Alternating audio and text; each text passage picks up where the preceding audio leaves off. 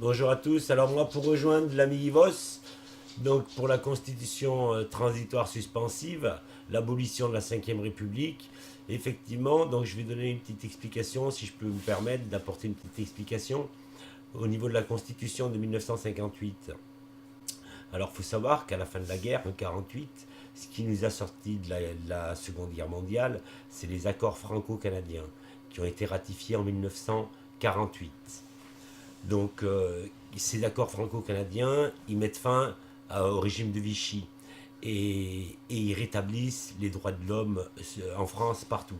Et notamment, ils interdisent la propriété industrielle. Donc ça, c'était signé en 48.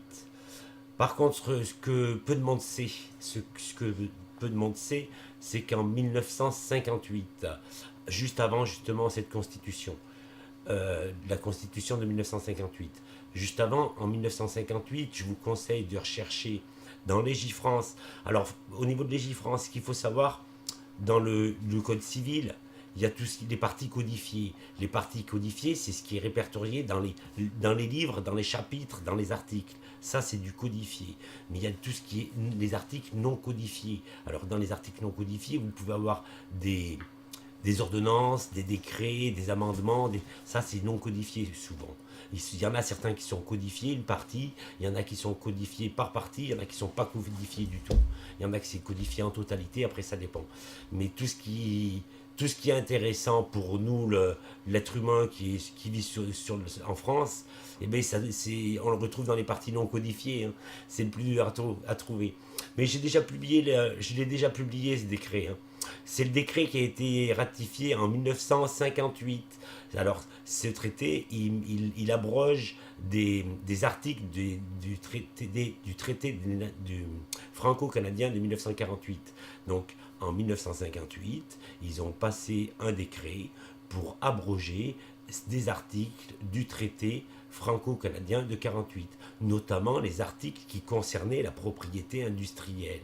Donc, suite à ce décret qui a été signé par Charles de Gaulle, oui, je suis désolé, par Charles de Gaulle, c'est lui qui a signé ce décret. Donc, j'ai publié déjà sur mon site, sur ma page Facebook, vous pouvez le voir. Je vous remettrai le lien à la limite si vous voulez. Donc, je vous republierai ça.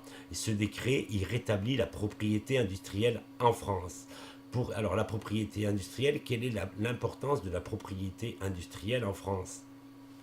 Eh bien, il faut savoir que notre nom de famille, le nom patronymique, il est enregistré, il y a une propriété industrielle qui établit ça. Il y a des droits d'auteur qui ont été établis sur notre nom patronymique.